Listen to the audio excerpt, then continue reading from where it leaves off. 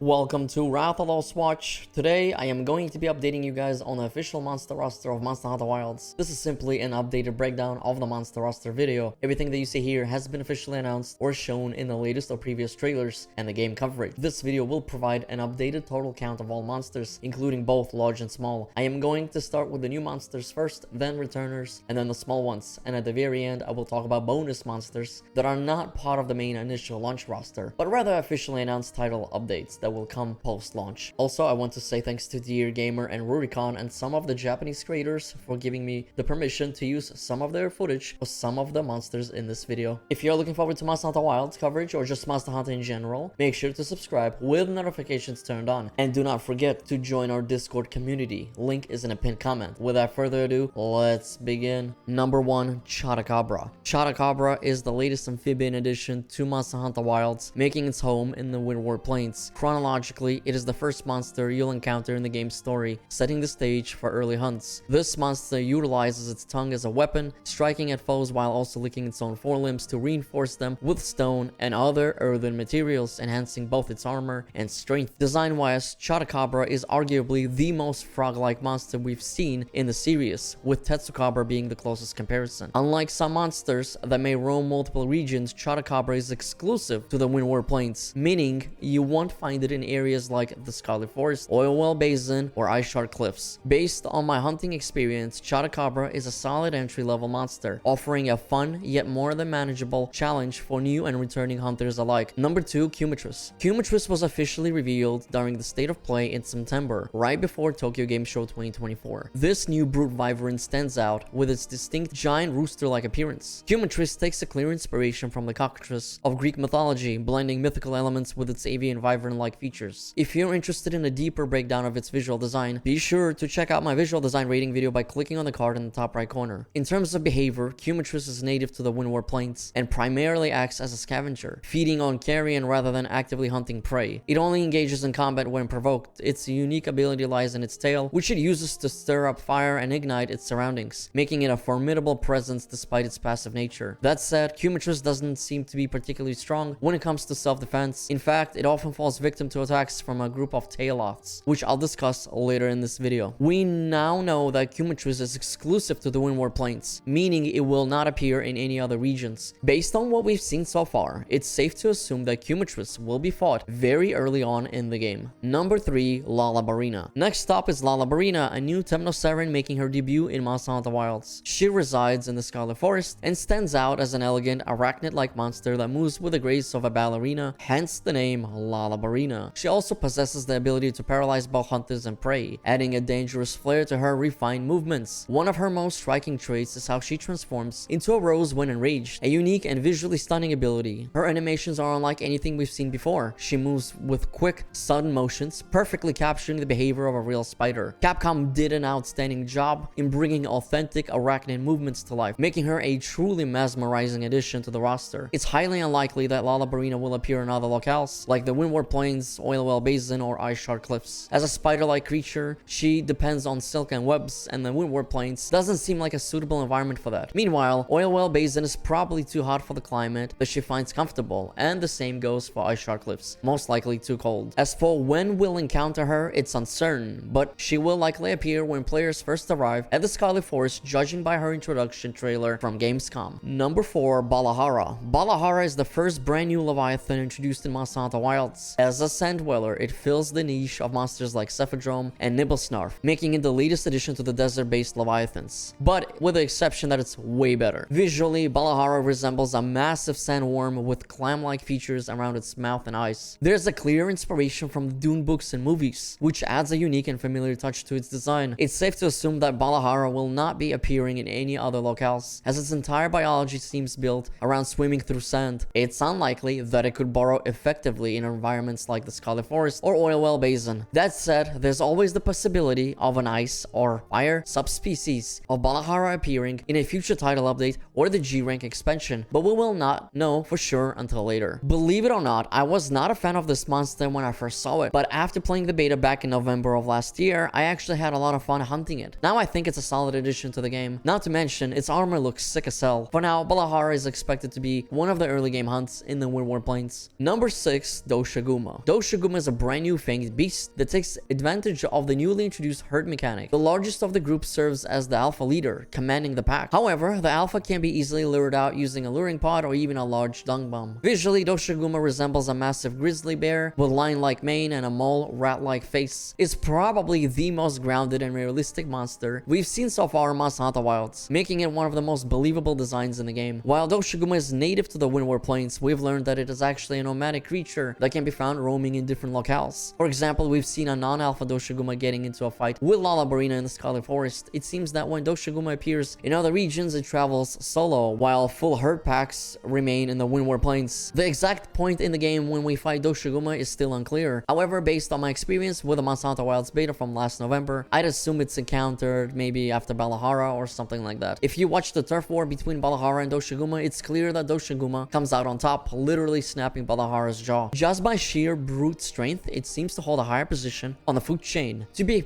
completely honest, this is my least favorite monster so far. It was fun to fight at first, but over time felt repetitive. There's nothing particularly unique about it, and I find other monsters in the game much more interesting and engaging. Let me know in the comments if you feel differently. Number 7, Rompopolo. Rompopolo was finally revealed in October of last year during the Monster Hunter Wild Showcase as one of the brand new horror-themed monsters, who also happens to be a new brute wyvern. Just as many fans predicted, he is indeed poisonous and downright disturbing. In terms of visual design, Rompopolo is native to Oilwell Basin, which for those unfamiliar is the volcanic and fire-themed locale of Monster Hunter Wilds. It lurks in massive oil pits, waiting for the right moment to emerge and creep up on anything it perceives as a threat or its next meal. I absolutely love its visual design. It truly captures the same unsettling energy as Giganox and Kezu, bringing that level of eerie horror to the 6th generation of Monster Hunter. Deep down, I'm still hoping that Giganox will make a return in a future title update or expansion, but we'll have to wait and see. I'm not exactly sure when we will fight it, but I would assume that Rompopolo is one of the first monsters that we encounter when we reach Oilwell Basin for the first time. He seems to be the entry-level monster of the locale in my opinion. It was also the first monster Capcom showcased for the area, so I am basing my assumption on that. Maybe it's a dumb assumption, but it won't really matter since we're getting closer to the release of Monster Hunter Wilds anyway. Overall, Rompopolo is a fantastic addition, and its weapons and armor are looking solid. Number 8, a Jerrican. It looks like Zhang has found his long-lost cousin, one that somehow survived a freak accident and returned with a vengeance, now wielding fire and sporting a rocky exterior. A Jerrican is a brand new fanged beast that swings around using pipes, similar to how Ketchavacha moves through webs. This is another monster native to Oilwell Basin. In terms of visual design, a Jerrican has a face that almost looks like something straight out of a Hindu mythology. To be honest though, I'm not overly excited about his design. It's solid, but nothing particularly special in my opinion. That said, I do appreciate that we're getting more fanged beasts. You guys know I love my monkey monsters. I just hope that a Jerrican's existence does not mean that Zhang won't be making an appearance in the game or a future title update or something like that. I'd love to see the two face off in a battle. I don't know when we get to fight a Jerrican, but I'd assume sometime after Rompopolo, as that would make the most logical sense. If you have any ideas, let me know in the comments. Number 9, Hirabami. We finally got a look at a brand new Leviathan monster named Hirabami in the 6th trailer. Its natural habitat is the Ice Shard Cliffs, the ice-themed locale in Monster Hunter Wilds, and it's exclusive to that region, meaning it doesn't appear anywhere else. Hirabami has a very striking visual design, with a body that resembles a flying insect. It's also a pack monster, always encountered in groups of 3. Interestingly, it doesn't seem to have an alpha leader, and instead functions as a unified trio. Its element is obviously ice, as indicated by the ice particles seen in the Switch Axe weapon showcase video. Unfortunately, we don't have much information on its moveset yet, so it's unclear what it's capable of in combat. However, considering that it constantly floats in the air, it's likely to be one of the more annoying monsters to fight if you're using melee weapons. This could be where the double weapon system becomes really useful. Carrying a ranged weapon as a backup might help hunters target it more easily and slay it. Overall, I think Hirabami is a cool and unique addition to the roster, though I was surprised that it wasn't classified as a new Opteran. It seems like Capcom pulled another classic bait and switch on us. Let me know what you all think of the Hirabami in the comments. Number 10, Rathalos. Rathalos was the first apex predator revealed for Monster Hunter Wilds and also marks the introduction of a brand new flying wyvern. As the dominant force of the Windward Plains, he's not a monster you want to challenge until you are fully prepared and and well equipped. Rathalos is a pure chaos in battle, attacking anything in his path with razor sharp blades on his wings. On top of that, he wields lightning based abilities, which he isn't shy about using during turf wars against both rival monsters and his prey. Visually, I think he looks incredible and is easily one of my favorite new monsters in Monster Hunter Wilds. His design gives off a mix of Rathalos and Seregios, creating a striking combination that makes him stand out. I also love the demonic look of his face with all the horns and bladed protrusions along the sides of his head. His soundtrack is another highlight, quickly becoming a fan favorite. His fight is challenging and not a pushover. There's a learning curve to it, but it's well balanced. After practicing for a while in the Monster Hunter Wilds beta, he should be an easy kill for most beta participants. However, I have a feeling that for completely new players, he will be the brand new wall, similar to how Anjanath was for Monster Hunter World back in 2018. It's safe to assume that Rathalos will be one of the later monsters we faced in the main questline. While I am not sure exactly when that will be, one thing is certain, our battle against him will take place in the Windward Plains. Number 11, Duna. Duna was revealed during Sony's Japan-themed State of Play prior to TGS 2024, also known as Tokyo Game Show. She is the second apex predator unveiled for Monster Hunter Wild, with a Scarlet Forest as her native habitat. Duna resembles a whale-like creature that creates massive tidal waves to attack and overwhelm its prey. Notably, it typically emerges during the downpour, which is the Scarlet Forest inclemency period. This monster also has a unique defensive ability, using water to form protective veils around itself. Attacks that hit these veils will deal reduced damage, meaning there will be some strategy involved in figuring out the best way to take it down. On top of that, Duna shows her true colors when the downpour ends, which is a really cool visual detail. One interesting aspect of the fight is that hunters can lure Duna onto land, where it becomes significantly weaker and more vulnerable. The way the battle can dynamically shift based on the environment is something I really like. I'm also curious to see how Duna interacts with other large monsters and what kind of turf wars it might get into. It's safe to assume that Duna will remain exclusive to the Scarlet Forest. It seems highly unlikely that it would ever appear in the Windward Plains due to the lack of water or in a super hot environment like Oil Well Basin. As for when exactly we will face this monster, I am not entirely sure, but considering it is an apex predator of the Scarlet Forest, it will probably be encountered sometime after Rathalos. Number 12, New Udra. Then we have the Black Flame, a terrifying octopus-like monster that also serves as an apex predator of the Oil Well Basin. Its real name, New Udra, was recently revealed by IGN back in January of this year. It was also unveiled that he is indeed a part of a new monster classification known as cephalopods. Originally, there was very little footage of this monstrosity, but thanks to IGN Japan, we finally got to see the full fight. A flaming octopus was not something I had on my bingo card for the new generation of Monster Hunter, so this was a pleasant surprise. It's hard to make a judgment call just yet. I need to experience the fight firsthand to see how it moves, attacks, and interacts with the world before forming a solid opinion. If you want a more in-depth look at my impressions of the fight, click on the card in the top right corner. For now, I'm holding off on deciding whether this is one of my least favorite monsters or not. It wouldn't be fair without actually playing through it myself in the first place. My assumption is that we will face New Udra sometime later in the early stages of the game, likely after Rathalos and Duna. That would make the most logical sense since it's the apex predator of the third major locale. Then again, I could be completely wrong and there might be some unexpected twist in how the progression unfolds. Either way, we'll find out soon enough when the game releases later this month. Let me know how you feel about New Udra in the comments. Number 13, Jin Dahaad. We recently got a glimpse of what seems to be the Ice Apex in the newly released Monster Hunter Wilds launch trailer showcased in the Ice Shard Cliffs. This monster looks absolutely massive and Capcom is clearly doing their best to keep it under wraps, teasing just enough to keep us guessing. Unfortunately, we do not have the full hunt or any solid information on how this creature behaves or fights other than the small gameplay snippets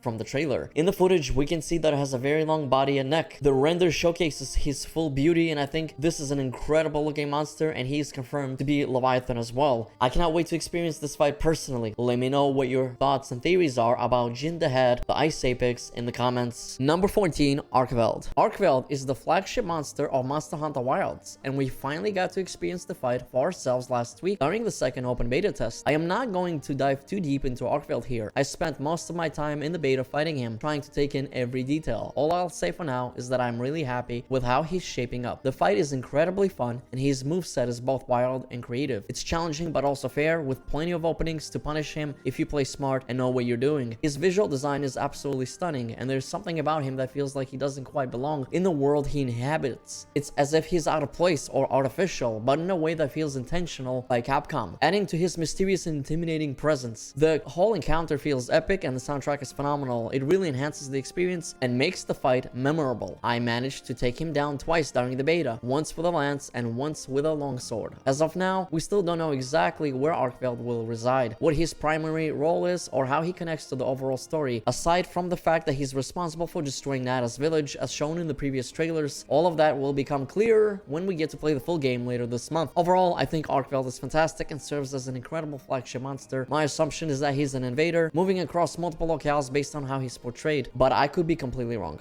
Let me know your thoughts and theories about Arkveld in the comments. We are now finished with introducing new large monsters, and now is the time we go and discuss the returners, and then the small monsters after that. Number 15 and 16, Rathalos and Rathian. The first two confirmed returning monsters are Rathalos and Rathian. Rathalos was first spotted flying in the distance during the original announcement trailer at the Game Awards in December 2023, which is over 13 months ago now. Jesus Christ, time flies. However, most recently, the launch trailer gave us a glimpse at what looks like a monochromatic Rathalos that rather looks like he's made out of the same material as Arkveld that we fought in the beta. Something tells me there is more to Rathalos this time around than meets the eye. He doesn't seem natural, or rather augmented somehow, or perhaps even maybe artificial. Let me know what you think of Rathalos' silverly look in the comments. Rathian's confirmation came in later during a panel at New York Comic Con in September of 2024, where she was briefly shown for just a fraction of a second. We finally got a clearer look at her gameplay during the Gravios showcase from IGN back in January of this year. But let's be honest, there was never really any doubt that she'd be included. At this point, Rathalos and Rathian always appeared together as a pair, and in Monster Hunter Wilds, it was to be expected. Their return was inevitable. Number 17, Young Kutku. The original bird wyvern Young Kutku is back. This was a teacher monster for everyone who played Monster Hunter back in the day and was in the very first title that launched back in 2004 for the PS2. Not only did we predict the possibility of Young Kutku's return in my Shoot X Monster Return to Monster Hunter Wilds series, but we also got a short glimpse of its newly updated visual design. I absolutely love the way Young Kutku looks in the new iteration using the RE engine. As an OG Monster Hunter player from the second generation, seeing this monster again was incredibly nostalgic and heartwarming. I'm also really excited that newcomers will finally get to experience the original teacher monster that introduced so many of us to Monster Hunter's combat and mechanics. It's a bit of a goofy monster, but it's quite memorable. One big change this time around is that Young Kutku is no longer a solitary monster, but instead a part of a pack. After years of hunters slaying countless Young Kutkus, it seems they've decided to band together and get revenge. I think this is a great change because in the past, Young Kutku eventually became too easy and was more of a meme and didn't provide much of a challenge. It will be really interesting to see how Capcom introduces this returning classic to the new generation of players and when exactly we'll get to encounter it in the game. It's also been confirmed that we will fight them for the first time in the Scarlet Forest, and I highly doubt they'll appear anywhere else, as they mostly stick to forests and jungle-like environments. Number 18, Gypceros. Speaking of OG bird wyverns, Gypceros is another classic monster returning in Monster Hunter Wilds. Originally part of the very first Monster Hunter game on the PS2 back in 2004, this old school bird wyvern is making a comeback with some exciting updates. Gypceros is known for its turkey-like appearance and diverse arsenal of abilities. Its new version looks great, and it has received some fresh moves, including new tail-whipping attacks, while its signature feign death ability has also returned. One of its most iconic abilities is its blinding flash, which it activates using the crest on its head. Hunters can counter it with a well-timed long sword counter, or block it with a shielded weapon if their timing is precise. Gypceros also retains its toxic purple acid spit and charging attacks, making it as tricky as ever. Visually, it looks fantastic, and its sound design feels both nostalgic and refreshed at the same time. In past games, many players did not find Gypceros particularly fun to fight, but that was mostly due to the older Monster Hunter games having a more rigid and less responsive combat system. With the improvements in Monster Hunter Wilds, I think it's safe to say that fighting Gypceros will be a much more enjoyable experience this time around. I am not sure where we will encounter Gypceros first, but it's no stranger to hotter environments or caverns. It's safe to assume that it will reside in the oil well basin, or at least make an appearance there. In the second open beta, it was also found in the desert, so it's likely that it will show up there in the full game as well. As for other locations, I have no clue. Number 19, Congalala. The prophecy of Congalala has been fulfilled. This monster was first teased back in August during the weapon showcase videos. When the dual blades video dropped, veteran hunters immediately recognized the Congalala armor, confirming its return. Congalala was later showcased during the developer livestream demo at Tokyo Game Show 2024 last September. Capcom had some fun with revealing this monster by casually wandering over to Congalala before deciding to fight it, giving us much more than just a simple teaser. It was a fantastic way to officially reintroduce this classic monster. Congalala has always been one of my favorite monsters from the older generations of Monster Hunter. I've loved hunting this thing ever since my first encounter with it back in Monster Hunter Freedom Unite on the PSP in 2008.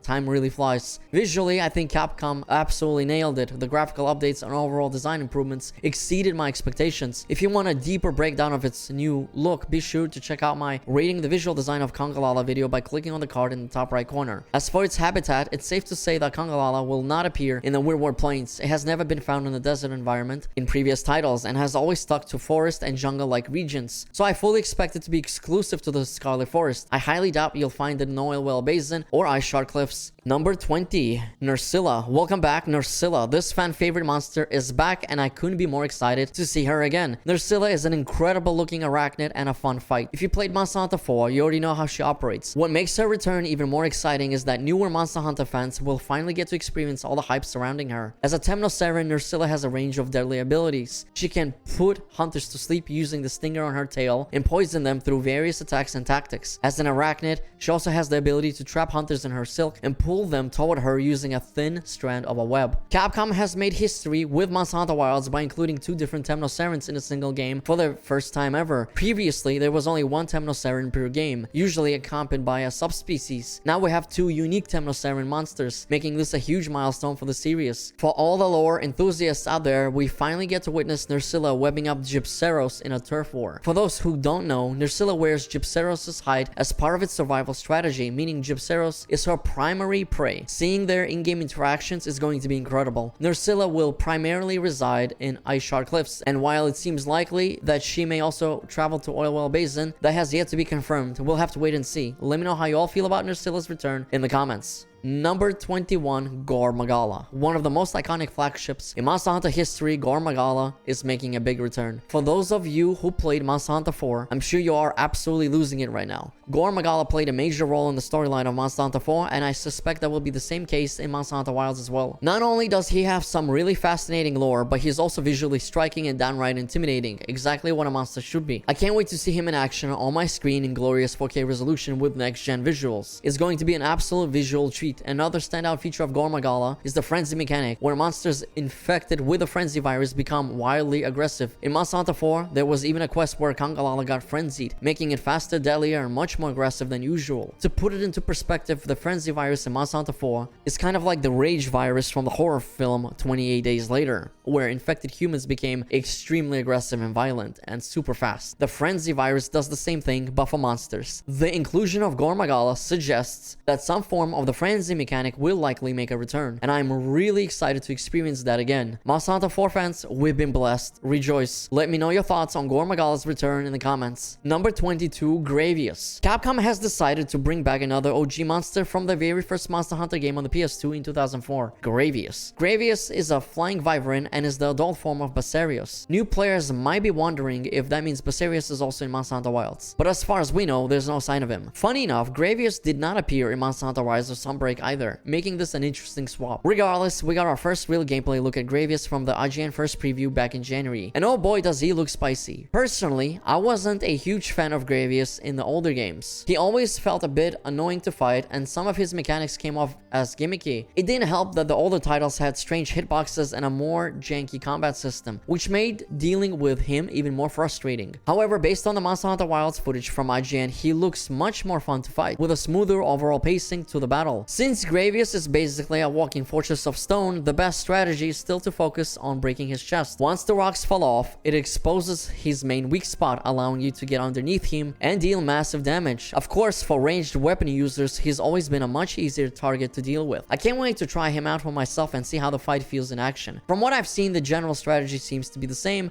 which is a good thing. Returning monsters should feel familiar while still benefiting from all the new visuals and combat improvements. I'm also really curious to see how new players react when they face Gravios for the first time. Last but not least, it's safe to assume that Gravios will only reside in the Oil Well Basin. Being a massive rock-covered monster, he naturally prefers hot and rocky environments, making it the perfect fit for him. Let me know how you feel about Gravios returning in Monster Hunter Wilds in the comments. That's it for now for the large monsters, both new and returning. Now let's take a peek at the small monsters we know about so far prior to launch. Number 23, Karanatoth. The Karanatoth are creatures that blend reptilian and pangolian-like traits, featuring tough overlapping yellow-brown scales and prominent spikes along their backs. The larger males, distinguished by their more pronounced spikes, serve as protectors of the group, making them an important part of the ecosystem Monster Hunter Wild. Ceratops are exclusive to the Windward Plains and will not be found in any other locales. The open beta provided plenty of opportunities to observe how they interact with larger monsters and how they move together as a large herd across the wilderness. I really like these creatures. They feed seamlessly into the world of Monster Hunter Wilds and feel like a natural addition to its ecosystem. Number 24, Gypceros. Next up are the Gypceros, which resemble alligators but with a distinctive saw-like jaw that gives them a unique appearance. I had a great time hunting these monsters in the open beta. They look fantastic and fit right in with the overall atmosphere of Monster Hunter Wilds. So far, they've become one of my most favorite small monsters alongside another species I'll be discussing next, the Tailloth. Gypceros can be found in both the Windward Plains and the Scarlet Forest, usually sticking close to rivers, ponds, or any other bodies of water. Number 25, Tailloth. The Tailloth have quickly become my new favorite raptors introduced to the Monster Hunter universe. For the first time,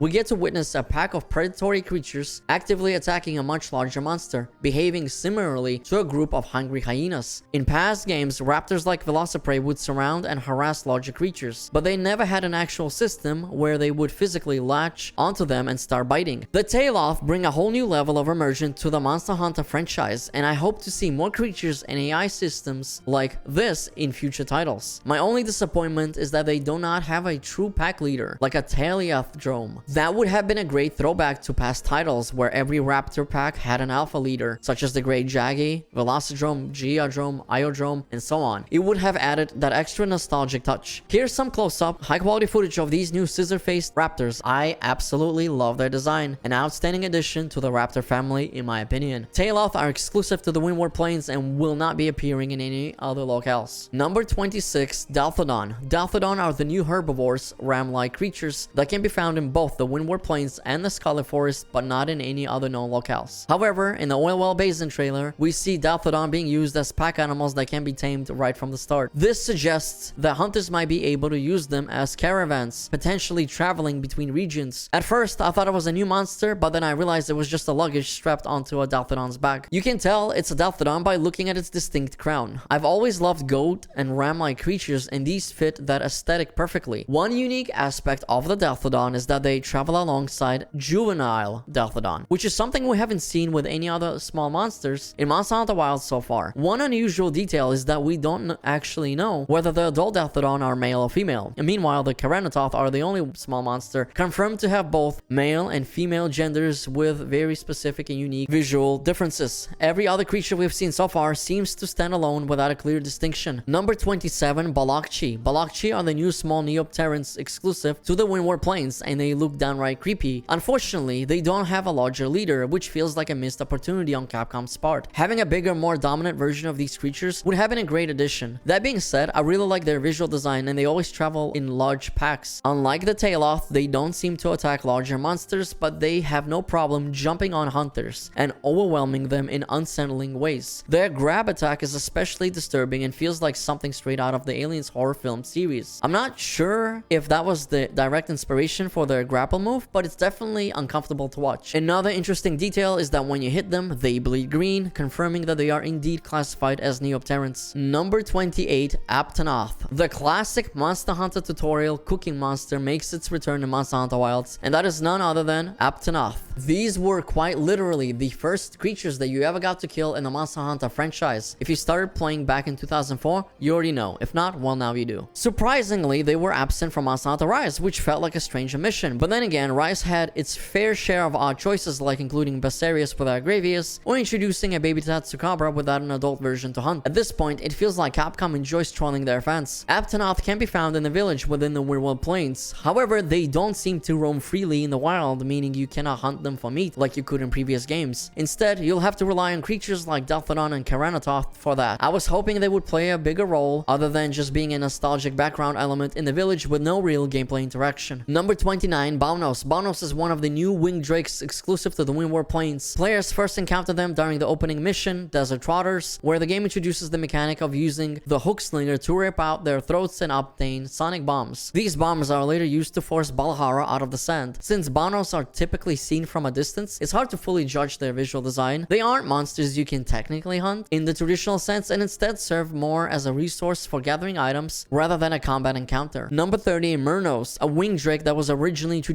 in Monster Hunter World who were native to the ancient forest, make their appearance in a village in Monster Hunter Wilds in the Windward Plains. I'm not exactly sure if this suggests that Monster Hunter Wilds is taking place in the New World or not, but I just thought it was an interesting observation. Once again, you cannot hunt these winged drakes or use them in any way. They are there for the show, but in Monster Hunter World, I believe they were used as a way to traverse throughout the environment. Number 31, Kanga. One of the returning small monsters in Monster Hunter Wilds is the Kanga. These creatures are usually found near a Congalala, and at first I assumed that Congalala would be treated like a herd animal, similar to how Doshaguma function. However, that does not seem to be the case. Congalala can be seen wandering on its own without any Kanga nearby. While you'll often find them together in certain areas, they don't behave as a tightly coordinated pack like Doshaguma. Instead, they act more like classic Velociprey from the older games, attacking individually rather than as an organized group. The Kangas exclusively reside in the Scarlet Forest along with the Congalala. Number 32, Pirigrill. A new small monster was spotted in the Scarlet Forest by the name of Pirigrill. They tend to gather in shallow waters near rivers, ponds, and other bodies of water. What makes them unique is that they only become aggressive towards hunters if they are injured, as they are drawn by the scent of blood. This means that if you're battling a larger monster, get low on health, and try to escape, the Pirigrill will start chasing you down. I think this is a really cool mechanic that adds an extra layer of immersion and danger to the hunt. Number 33, Harpios. Another new small monster spotted in the Scarlet Forest is Harpios, a bird-like creature that serves as a unique resource provider. Using a hook slinger, players can grab an item from it called the Slinger Bullet. According to its in-game description, the items used to load slinger penetrator bullets and fire it, penetrate the landing site, and deal damage, which essentially sounds like a Pierce spot. Big thanks to YouTube user Bear So Mellow for translating the original Japanese text into English. Shout out to you for your help once again. This comment was made from the previous monster roster breakdown video, so I'm just gonna mention it here again as well. Harpios are exclusive to the Scarlet Forest and do not appear in any other known locales. Number 34 and 35, Galadron and Cranodath. The oil well basin showcase from October of last year gave us a glimpse at two new small monsters that until recently had no official names. We now know that the salamander-like amphibian is called Galadron, and the raptors with the funny looking heads are known as Cranodath. Since we have not fought or directly encountered them yet, there's still no information on what kind of resources they provide, leaving a bit of mystery surrounding their role in the game. However, at least we can now officially add their names to the Monster Hunter Wilds monster list. Number 36, Gajao. During the fishing segment in the Tokyo Game Show Scarlet Forest livestream demo from 2024, a small returning monster was spotted in the water. It's the familiar fish, Gajao. Gajao first appeared in Monster Hunter 3 and has been featured in every generation since, with the exception of the 4th generation. It's great to see this old school 3rd gen small monster making its return in the 6th generation of Monster Hunter. I'm assuming they'll show up in most locales that have bodies of water deep enough to support them, but I could be completely wrong. Number 37, Sacred. Last but not least, we have the Sacred as the small monster. Though calling it just a small monster doesn't really do it justice. This creature plays an integral role in the mechanics of Monster Hunter Wilds, and you'll be spending a lot of time with your Sacred throughout the entirety of the game. With Monster Hunter Wilds expanding in both landmass and scale, you'll need a reliable way to traverse these vast environments, and that's where the Sacred comes in. Yes, you'll be able to fully customize your Sacred, and as far as the specifics go, I will cover that in a separate dedicated video closer to launch. The Sacred isn't just for getting around. You can switch weapons while riding, glide by jumping off high vantage points, and even wall run to cross certain areas. Some regions in the game will only be accessible when using the Sacred, making it essential for exploration. Bonus monster number 1, Mizutsune. We do have one more additional bonus monster that was also confirmed for a title update, and that is Mizutsune, and he will be coming in the spring of this year. I think visually he does look very nice and shiny with his new bubbles and the pink colors,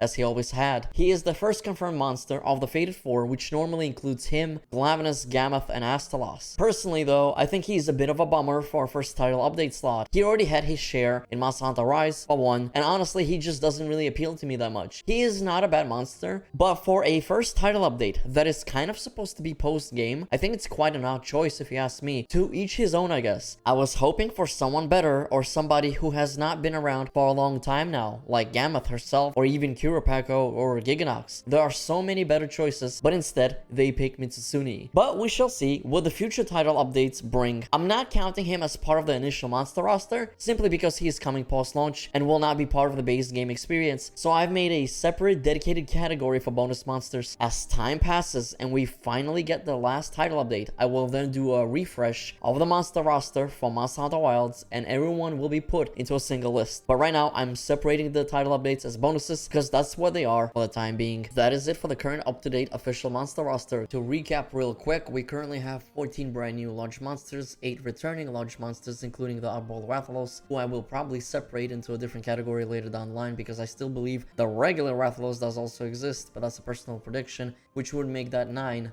But for the current count video's sake, let's keep it at 8 returners, 15 small monsters, and 1 title update bonus monster who happens to be a returner. Total count is now 38 monsters, including a post-title update monster. But if we take him off, it will be 37 total monsters for the base game, including the small monsters. Without the small monsters and not including the title update monster, then we would be at 22 large monsters right now, which includes both new and returners combined. We are still missing a bit of the roster, clearly. Capcom has confirmed that there are still more surprises in store, and with just a few weeks left until release, I'm sure we'll be finding out more as the launch date approaches. This will most likely be the final video covering the official roster for now, but once the game is released, I'll be doing a full final monster roster video with all the nitty-gritty details and my own personal footage. So how do you feel about the roster so far? Which monster are you most excited to hunt and why? And of course, what are you still hoping to see added to the game? Let me know all your thoughts in the comments. Thank you for watching. If you enjoyed this video, make sure to hit like and subscribe with notifications turned on. Peace out and happy hunting.